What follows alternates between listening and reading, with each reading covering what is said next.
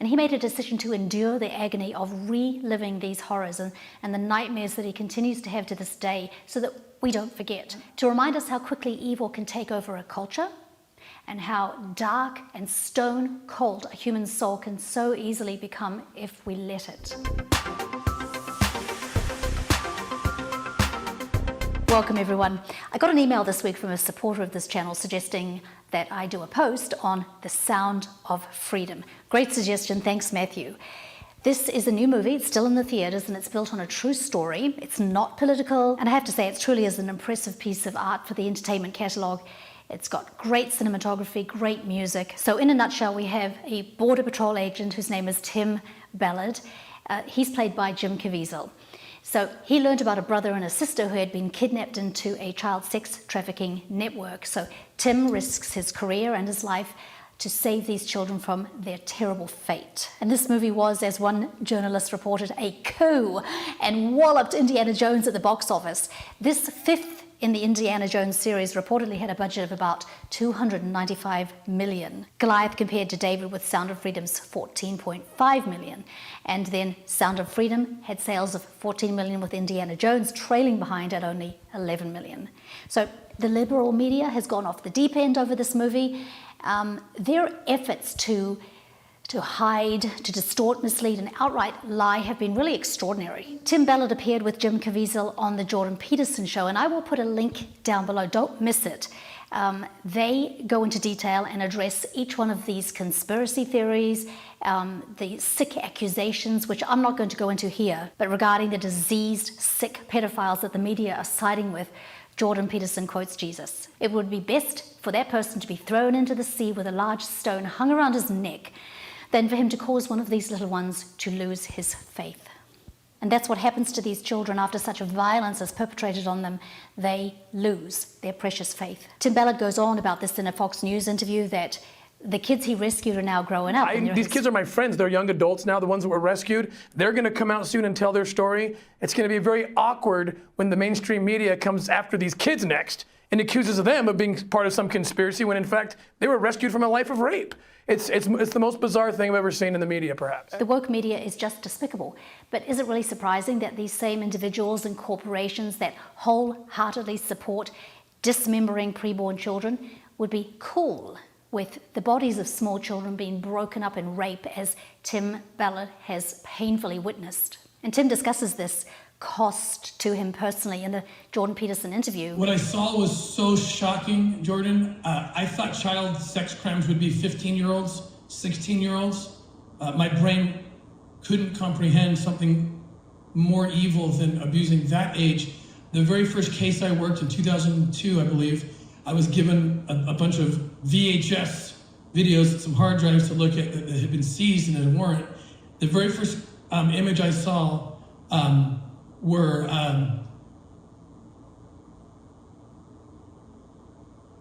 there were three little boys that were probably 7, 5, and 3, and they looked like my children. They had, they had blonde hair, blue eyes, and they were being just raped. These 3 little boys by this pedophile, and I was so shocked, I fell to my knees, I dry heaved, thinking I was gonna throw up into the wastebasket. I jumped into my car, I drove to my children's school, my 3 oldest kids. I checked them out. I still remember in my mind, I can still see dentist appointment I wrote.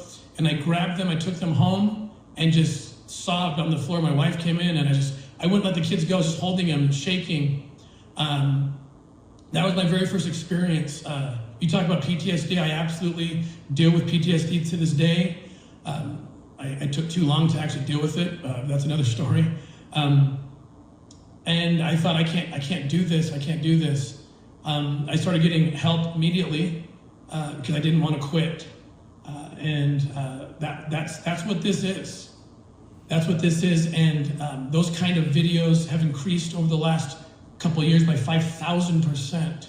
In the movie, we see this scene where he's opening up a folder for the first time, but like others, it's portrayed in such a way as that they spare us from the horror he experienced. There's been a cost to Jim as well. I want this to be so huge that they're forced to look at this.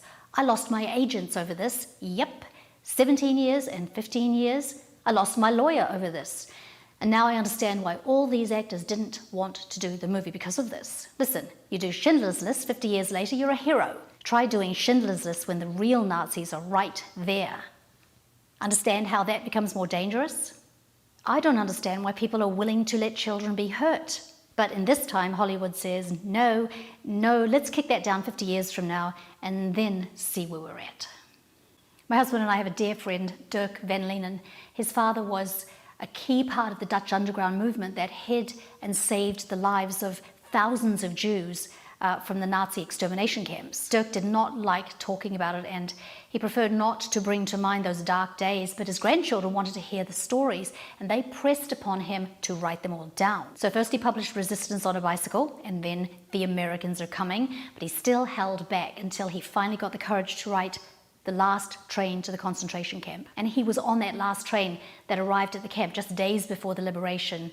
And the ugly photographs that he published in the book are on black pages, where there was darkness and hell and death and stench unbelievable. And he made a decision to endure the agony of reliving these horrors and the nightmares that he continues to have to this day, so that we don't forget, so that there is not another Holocaust. To remind us how quickly evil can take over a culture, and how dark and stone cold a human soul can so easily become if we let it.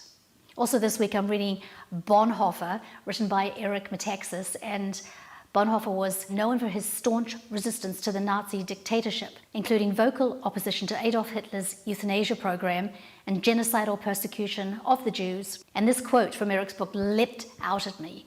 "It's high time we broke with our theologically based restraint toward the state's actions, which after all is only fear. Speak out for those who cannot speak.